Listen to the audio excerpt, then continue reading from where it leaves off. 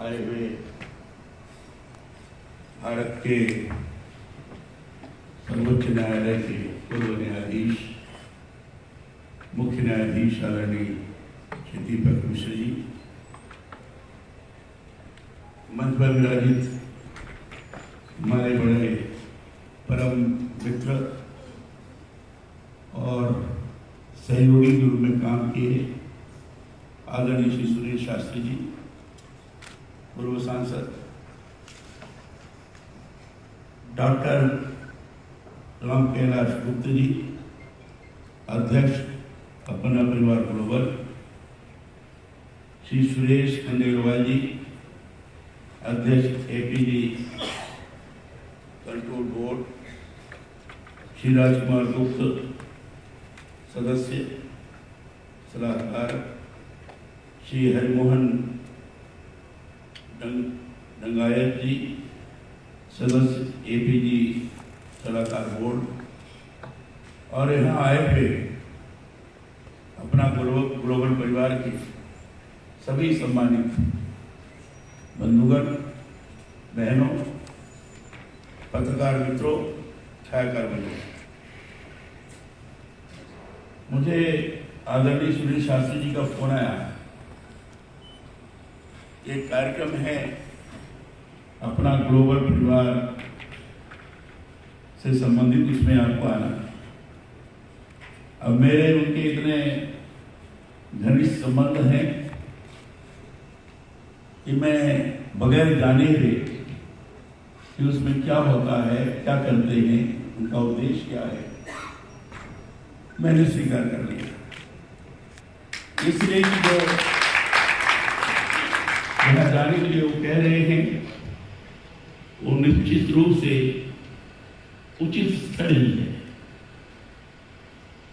और इसलिए मैंने स्वीकार किया। फिर आज आपके बीच में मैं उपस्थित हूँ और मुझे बड़ा आनंद आया जो हमारे पूर्व मुख्य न्यायाधीश जी यहाँ उपस्थित हैं, दीपक मिश्र जी, इनके बारे में आप सब लोग को अच्छी तरह से जानकारी है।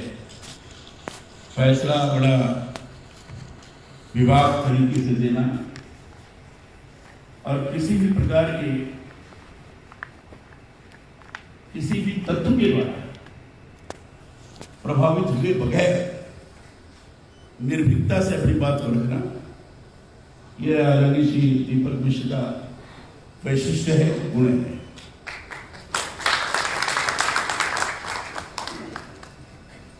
मैं इनको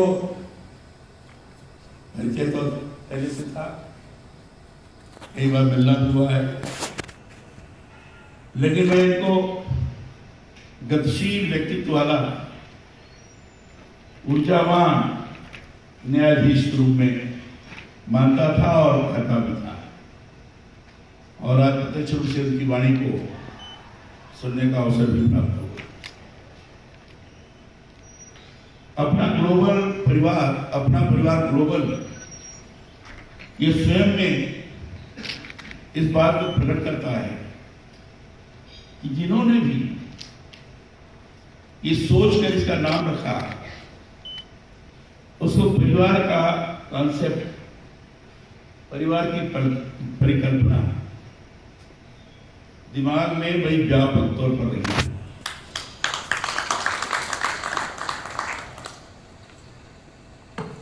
यह ऐसा शब्द है, अगर मैं कहूं अपना परिवार ग्लोबल, इसमें सब कुछ आ जाता है।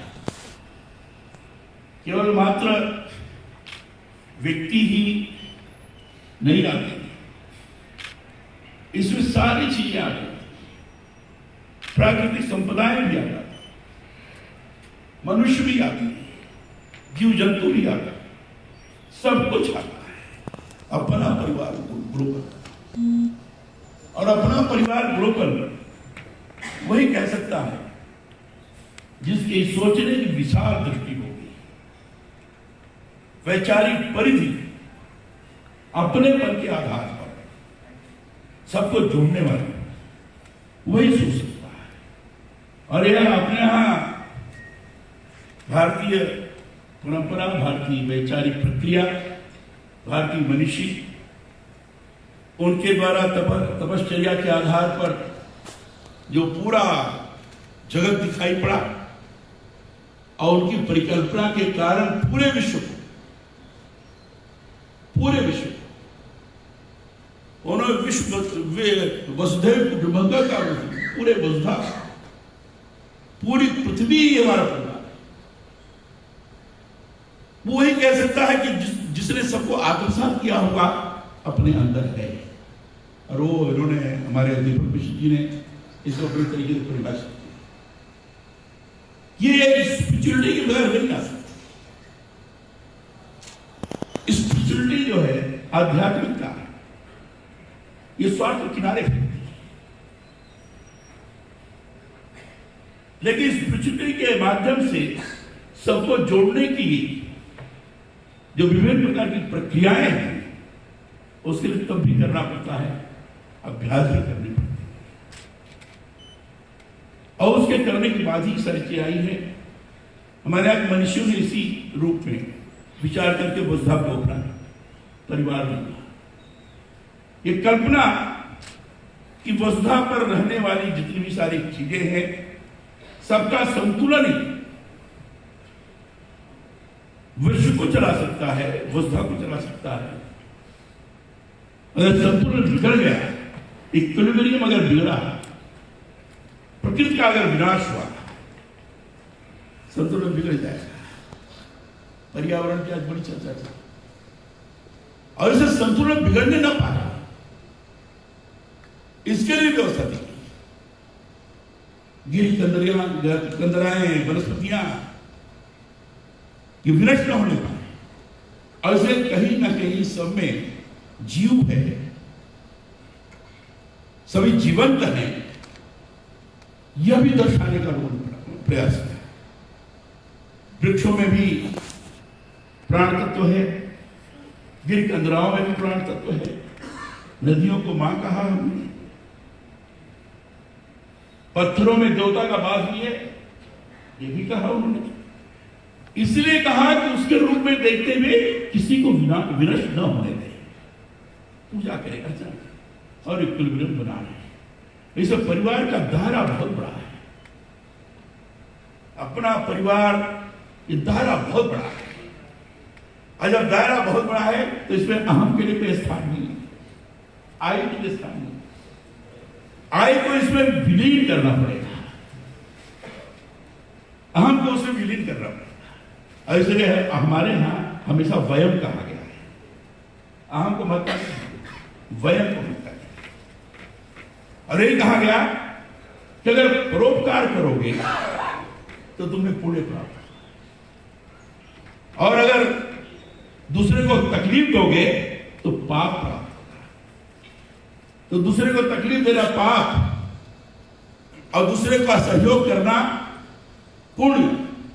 यह पाप और पुण्य का विवेक एक गांव के रहने वाले सामान्य से व्यक्ति के मन के अंदर धारण कर लिया गया। जिन्होंने 18 पुराण लिखे व्यास ने, ये उनके द्वारा कहा गया। इसके आधार पर चला है समाज और इसके आधार पर चली है दुनिया। सेल्फ इंपोज डिसिप्लिन से आई है, स्वयं के द्वारा आरोपित अनुशासन। अरे भाई ये करो तो गलत होगा, इसको मत करो, अपने आप ये करो तो अच्छा होगा, इसको अच्छा करो। और इसलिए इसके द्वारा समाज निर्मित हुआ है। धर्म को इसी तरीके से परिभाषित किया गया। आध्यात्म का विस्तार पूरे अपने परिवार के स्वरूप को आगे बढ़ाता है, लेकिन केवल आध्यात्म मात्र से ही व्यक्ति नहीं चलता, व्यक्ति की आवश्यकताएं होती है, उसको अर्थ की जरूरत पड़ती है। जैसे आपने बताया ना कि इस तरह का बगैर अर्थशास्त्र के, बगैर धन के कैसे तुम काम कराओ, तुम्हारे स्पिरिचुअलिटी क्या काम करेगी? तो गांधी जी ने कहा नहीं, इस तरह से व्यवस्था करनी पड़ेगी कि उसका दोनों का समन्वय हो, सामंजस्य हो। अपने यहां व्यवस्था दी गई, अपने यहां व्यवस्था दी गई है, धर्म अर्थ काम मोक्ष। धर्म अर्थ काम मोक्ष में कहा गया, धर्म के द्वारा नियंत्रित किया गया हुआ काम। काम माने व्यापार हो गया, खेती हो गई, ये सब काम के अंतर्गत। धर्म अर्थ काम मोक्ष, अर्थ और काम दोनों के अंतर्गत आता है।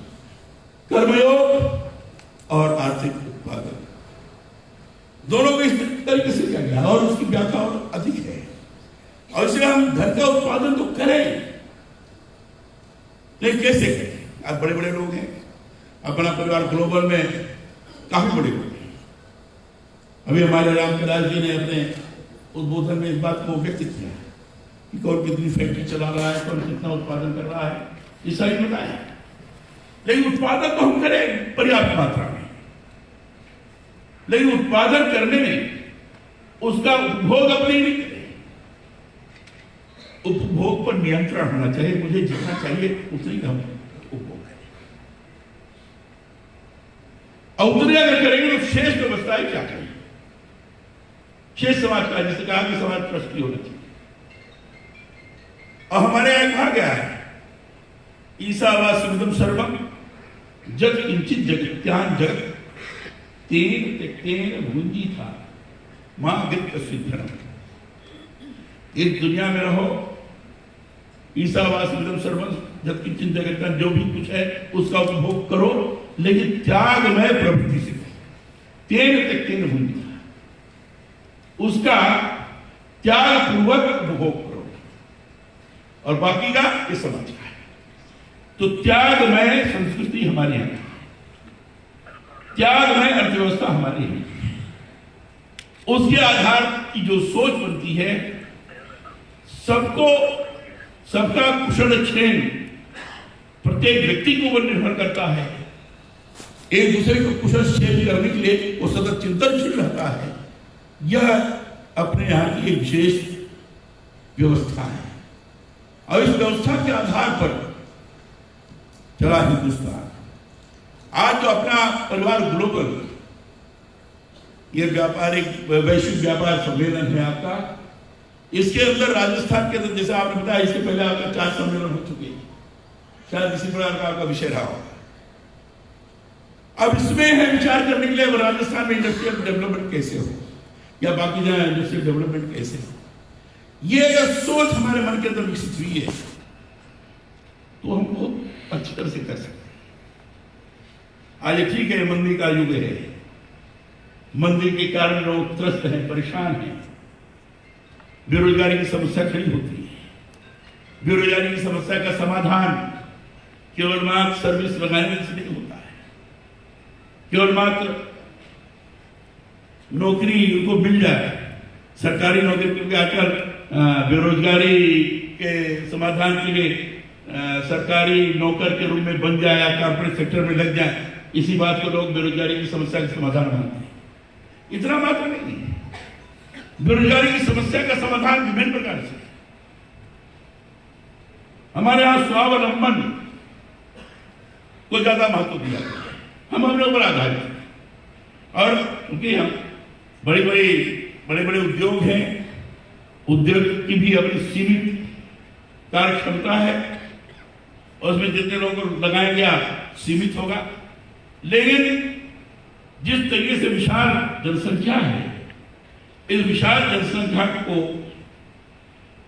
चाहे समायोजन हो रोजगार देने के हिसाब से, और चाहे लोगों को पेट भरने के हिसाब से, तो बड़े बड़े उद्योगों के द्वारा ही बात नहीं हो सकता है। उसमें छोटे छोटे कुटीर उद्योग धंधों का विकास करना पड़ेगा, और जब कुटीर उद्योग धंधे का विकास करना पड़ेगा तो रीजनल बेसिस पर कहां कौन किस प्रकार के रॉ मटेरियल्स हैं, जिन रॉ मटेरियल्स को छोटे छोटे उद्योगों के माध्यम से पक्का करते हुए लोगों को हम दे सके, उसको मार्केटिंग उपलब्ध करवा सके, ये चिंता करनी पड़ेगी। और ये राजस्थान कुछ ऐसे ही है। राजस्थान में ठीक है, बड़े उद्योग लगाए जाए अलग बात है, लेकिन राजस्थान में हस्तशिल्प है, कारीगरी है, बहुत सारी चीजें। अब बांसवाड़ा का इलाका उधर से आप चले जाएं तो वो तो आपको हस्तशिल्प बाकी सारी चीजें ये बहुत अधिक मिलेगी। उसको कैसे प्रोत्साहित किया जा सकता है। छोटे छोटे जो गरीब परिवार के हो, जनजाति हैं, ऐसे जनजाति लोगों को स्वावलंबन के भाव से प्रेरित करने के लिए उनको सहयोग प्रदान करें। हम कैसे आगे बढ़ा सकते हैं, उनके लिए सहयोग हो सकता है। उनका जो मांग है, वो मांग है, उसकी मार्केटिंग कैसे हो। जो भी बेचारे महिलाएं कुछ काम करके आती हैं लेकिन बाजार नहीं मिलता है, बाजार न मिलने के कारण उनकी परेशानी पैदा होती है, तो उनकी मार्केटिंग की चिंता कैसे की जाए, ट्रेडिंग कैसे की जाए, उसके बारे में भी विचार करने की आवश्यकता है। तो राजस्थान के बारे में अगर विचार करना होगा तो रीजनल बेसिस पर करना पड़ेगा। उदयपुर, बांसवाड़ा या मेवात वाला जो हिस्सा है उस हिसाब से क्या करना पड़ेगा। जैसलमेर, बाड़मेर जो उधर का रेगिस्तानी इलाका है उसको विस्तार से विचार करना पड़ेगा। वहां क्या क्या हो सकता है, मार्बल है, बाकी सारी चीजें हैं, माइंस है, यहाँ बहुत सारी चीजें चल रही है, तो उसको भी ध्यान में रखकर कैसे हम उसके लिए प्लान करें, योजना बनाएं, जिसके आधार पर गांव में रहने वाले लोग जो स्किल्ड भी हो सकते हैं, अनस्किल्ड भी हो सकते हैं, उनको कैसे सेल्फ डिपेंडेंट बनाया जा सकता है, ये चिंतन करने की आवश्यकता है। कोर और बनाकर जिस प्रदेश में आप जा रहे हैं उस प्रदेश की क्या डेमोग्राफिकल क्या सिचुएशन है, इसको भी समझें। क्लाइमेटिक स्थिति को समझते हुए उसके अनुसार किस ढंग से हम काम करें जिसके कारण रीजनल इम्बैलेंसेस भी, इकोनॉमिक इम्बैलेंसेस भी दूर हो, और साथ ही साथ वहां का आम आदमी, किसान हो, मजदूर हो, गरीब लोग हो, उन लोगों को भी, उनका भी जीवन का उन्नयन कैसे हो सकता है, इसके लिए विचार की आवश्यकता है। और निश्चित रूप से इसके लिए कोर ग्रुप बना चाहिए। राजस्थान तो एक ऐसी धरती है कि राजस्थान के लोगों ने तो केवल भारत को ही नहीं, पूरे विश्व को किसी न किसी रूप में आर्थिक दृष्टि से एक दिशा प्रदान किया, एक दिशा प्रदान। छोटे से छोटे स्थानों पर राजस्थान का व्यक्ति पहुंच जाता है, उसमें से भी कोई चीज निकाल लेता है। अगर आप यहां ये करोगे तो अच्छा हो जाएगा। तो उस तरह का टैलेंट है, व्यावसायिक टैलेंट, व्यावसायिक प्रतिभा, उस व्यावसायिक प्रतिभा का हम कैसे लाभ उठाएं, इसको भी हमें ध्यान देना पड़ेगा। और इस ढंग से अगर ध्यान दिया, अपना परिवार ग्लोबल के हिसाब से सोचकर, ये जो राजस्थान हमारा परिवार है और राजस्थान हमारे परिवार के अंदर जो रीजनल इकोनॉमिक इम्बैलेंसेस हैं उसको दूर करने की दिशा में हम इस तरीके से काम कर सकते हैं। और मैं समझता हूं ये आवश्यक है। छोटे छोटे उद्यम लगाना बहुत आवश्यक है, छोटे छोटे उद्यमिता का विकास होना जरूरी है। मैं एमएसएमई मंत्री रहा हूं, मैं जानता हूं छोटे उद्योगों के लिए भी कितनी कठिनाई जाती है। पहले उनको लाइसेंस ही नहीं मिलता है, दुर्शाग्रस्त होते हैं। वो तो हमने एक उद्योग आधार मेमोरेंडम करके एक ऑनलाइन किया, जिसके कारण 5 मिनट के अंदर उनको रजिस्ट्रेशन हो जाता है और काफी सा लाभ हुआ। रिवाइवल जो कई परेशानी हो जाती थी, लोन लेता था बैंक से और 3 महीने के अंदर ही उसको कुछ न कुछ जमा करना पड़े, ऐसा चाहिए तो वो बेचारा नहीं कर पाता था, एनपीए हो गया, परेशान। तो उसको लगा नहीं, ऐसा नहीं, अगर उसको लगता है नहीं दे पाएंगे तो बैंक को अप्लाई करते कि भाई हम नहीं दे पाएंगे, और उसके लिए बैंक कर बकायदे एक कमेटी बैठेगी, शायद वो चल रहा है कि नहीं चल रहा नहीं जानता, और कमेटी तय करेगी कि ठीक है अभी इसको और जरूरत है, आगे और समय दे दिया जाए। तो छोटे उद्यमियों को भी जो प्रोसीजरल दिक्कत है, उस प्रोसीजरल दिक्कत से कैसे उनको छुटकारा प्राप्त हो, ये भी करवाने की आवश्यकता है। अभी राजस्थान में शासन ने किया है, लघु उद्यम मित्र पोर्टल उन्होंने लॉन्च किया है, और उस पोर्टल के माध्यम से लोगों की जो कठिनाइयां हैं उसको दूर करने का उन्होंने प्रयास किया है। एक अच्छी चीज है। तो ये तो शासकीय स्तर पर जो चीजें चलेगी वो तो चलेगी। शासकीय स्तर पर लगता है कुछ गड़बड़ हो रही है, तो जो आपका कोर ग्रुप है या आप बैठते हैं, इसमें कुछ एक आध लोगों को तय करिए कि इसको ठीक करेंगे, बाकी लोग लगेंगे इस दिशा में अगर चलते हैं। तो जैसे हमारे राम कैलाश जी ने प्रारंभ में अपने उद्बोधन में कहा कि हाँ, ये जो अपना परिवार ग्लोबल है, ये विशेष रूप से बिजनेस डेवलपमेंट, बिजनेस मैनेजमेंट ये करता है। जब इस दृष्टि से है तो इसके लिए आपको सांगोपांग विचार करना, इंटीग्रेटेड तौर पर विचार करना हर दृष्टि से, किसको कैसे करें। इसमें मैन्युफैक्चरिंग का भी है, इसमें ट्रेडिंग का भी है, इसमें मार्केटिंग का भी है। ये सारी चीजों का समन्वय और उसके साथ जोड़कर जो भी वहां के नीति लोग हैं, जो आवश्यकताएं हैं, उनका भी हमारे पास डाटा है, उसको कैसे हम कनेक्ट करके रखें। अब उसमें से कई ऐसे हैं गरीब हैं, स्टार्टअप के माध्यम से बनाया जाता है। अब स्टार्टअप में इनोवेटिव चीज कोई अगर उनके दिमाग में आती है तो कोई ऐसी चीज होती नहीं, लैब नहीं मिलता जिसके कारण से उसमें कोई प्रयोग करके आगे बढ़ सके। तो बहुत सारे लोग ऐसे हैं जैसे ऐसे लोगों को अपने साथ जोड़कर, जो स्टार्टअप के हिसाब से चलना चाहते हैं, जोड़कर क्या नहीं सिखाना चाहते हो दिखाओ, वो आगे बढ़ सकते हैं। तो ये कई चीजें हैं जिस पर विचार करके चलने की आवश्यकता है।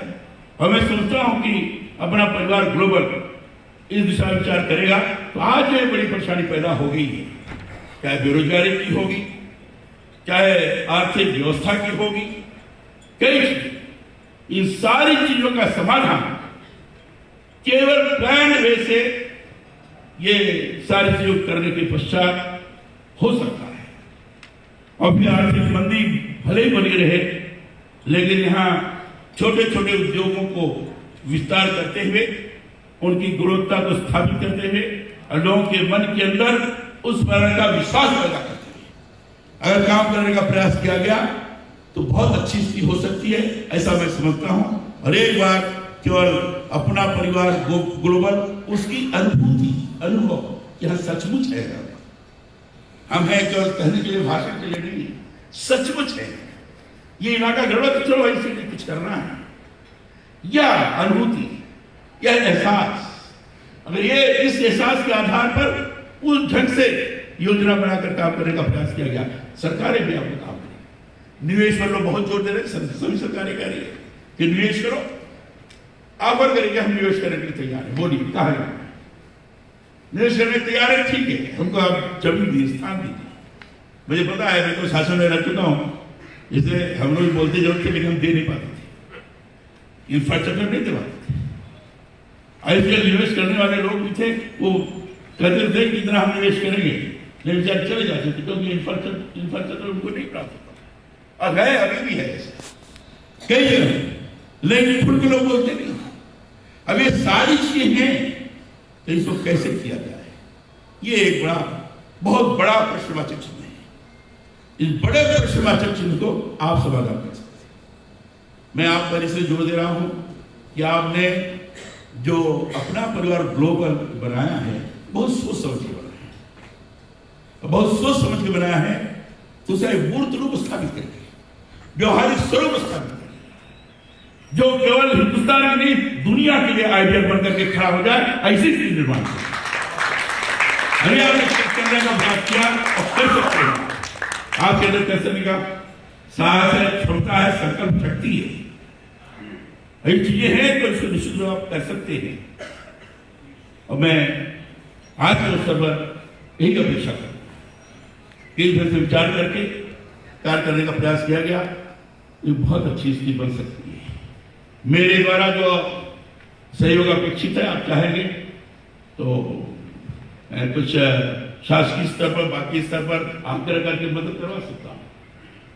लेकिन ये बहुत अच्छा कार्य है, आपने बहुत अच्छी सोच के आधार पर इस संगठन को खड़ा किया है।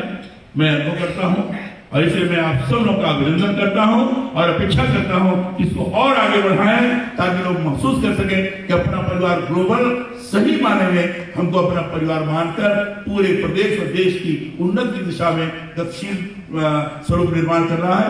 ये करने का अगर आपने प्रयास किया तो मैं निश्चित रूप से समझता हूं कि इस संस्था का अपना एक विशेष महत्व होगा। और इतनी बात कहकर आपने मुझे बुलाया, इसके लिए आपके प्रति आभार व्यक्त करते हुए अपनी वाणी में विराम देता हूँ। बहुत बहुत धन्यवाद।